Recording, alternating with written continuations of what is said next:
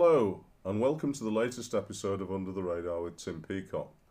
This time round we're going to revisit an album which, despite featuring one of rock's biggest stars, was critically panned on release and has been starved of love ever since. Even now it's hard to imagine that I'm talking about a record involving David Bowie here, and yes, you heard that right, I do mean the David Bowie, as in arguably rock's greatest master of reinvention and one of modern music's most influential characters. Yet even someone of the Thin White Duke's stature can fall foul of the critics, which is certainly what happened with the music Bowie made with his short-lived and frequently misunderstood Tin Machine project during the late 1980s and early 90s. Tin Machine made just two albums, their self-titled debut in 1989 and 1991's Tin Machine 2, with the latter especially attracting dismal reviews, including 1 out of 10 drubbings from magazines including Select and Spin. Fans were a little more open-minded, but from the off, many critics refused to take to a bearded and besuited Bowie playing rhythm guitar and singing in a loud hard-rocking band run strictly on democratic lines. Bowie may have technically fronted Tin Machine, but as he later told Uncut magazine, "I wasn't allowed to laud it, which I recognised as a situation I wanted. There was little chance of that, however, as the bandmates he selected were never going to play second fiddle." Now an integral part of The Cure, adventurous lead guitarist Reeves Gabrels and former Iggy Pop Brothers in Arms rhythm section Tony and Hunt Sales were all hard-assed American pros, though rapier wit also matched their explosive musical skills, and none of them suffered fools gladly. In retrospect, though, that was just what Bowie needed at this moment in time. The extravagant Glass Spider World tour he'd undertaken in support of his 1987 album Never Let Me Down had grossed a massive $85 million, but while it swelled his bank balance, it left Bowie exhausted, and for the first time of years, jaded in the creative sense. As he told Q magazine at the time of Tin Machine's first album, "I had to do something where I felt more involved and less dispassionate. I needed to get passionate again." Though their detractors wrote them off as a rich rock star's indulgence, Tin Machine's first album revealed that his new band had most certainly rekindled Bowie's passion for his art. Reflecting the quartet's mutual love of guitar-driven trailblazers including Cream and Jimi Hendrix, but also contemporary alt-rock acts such as Sonic Youth and the Pixies, Tin Machine's best tracks were angry, urgent, riff-heavy affairs. Heaven's in Here, Crack City and the anti-fascist diatribe Under the God in particular pulled few punches, yet what the record lacked in terms of Bowie's usual finesse, it made up for with commitment and heart. Also, despite Tin Machine's poor reputation, we should remember their first album was actually quite well received and peaked at number 3 on the UK album chart. Hardly a disaster, all things considered.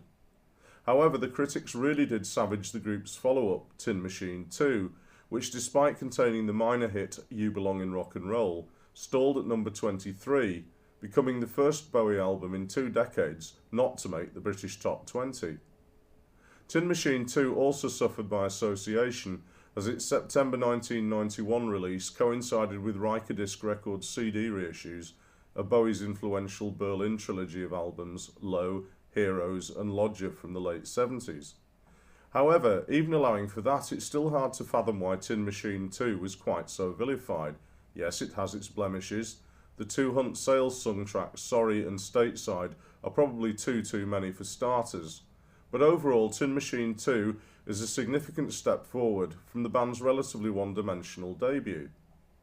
Indeed, the record's first side is especially consistent, featuring the memorable catchline, "Hello humans, can you hear me breathing?" Baby Universal feels like another of Bowie's great otherworldly early classics like Space Oddity and Starman, and it makes for a fine, vivid opener. Following on, One Shot is a sturdy, convincing rocker, and You Belong in Rock and Roll improves with each successive listen, with the languid groove, Bowie's Elvis-esque vocal, and Gabrels' looped guitars really hitting the spot. The quality continues with Amlapura, Bowie's blissful and dreamy ode to his favourite holiday island, Bali, and on through Betty Wrong, the soulful song Tin Machine wrote for inclusion in the 1990 film The Crossing, starring Russell Crowe and Danielle Spencer. Throw in a speedy and robust cover of Roxy Music's If There Is Something, and Tin Machine 2 proves that it's so much better than its lowly rep suggests. Bowie and Company launched into a full-scale world tour in support of the record, and, as its spin-off live album Oy Vey Baby proves, they were a truly coruscating live band on their night.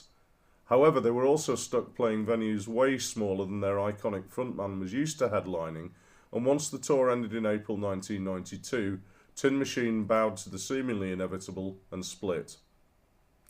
Since then, they have generally been viewed as a failed experiment, and Tin Machine 2 as little more than an aberration, seemingly existing solely to fill up worst album lists. Yet to write them off in such cavalier fashion is to miss the point, for through making music with Tin Machine, Bowie effectively regained his mojo. He said as much in a 1999 Uncut interview when he said playing with them charged me up.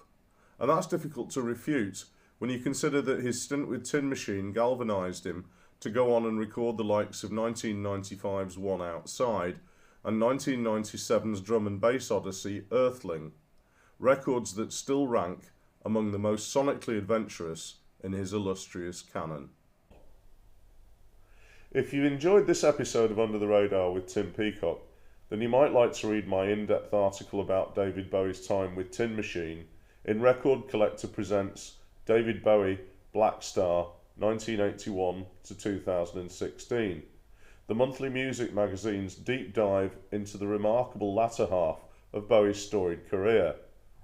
Edited and overseen by author and fellow music journalist Jason Draper, this superb publication also includes all new interviews with key Bowie collaborators including Carlos Alomar, Jerry Leonard, Mike Garson, Donny McCaslin, Henry Hay and Jonathan Barnbrook, and it also includes in-depth reviews of every album that Bowie made from the early 1980s through to his astonishing swan song Black Star from 2016. It adds up to an absolute must-read for anyone even with a casual interest in Bowie's life and times, and it's now available to buy from Record Collector's official store, shop.recordcollectormag.com. So folks, that's all for this episode of Under the Radar, but please join us next time when we'll be reappraising a fantastic but unfairly maligned psych pop classic from some evergreen Scouse cult heroes.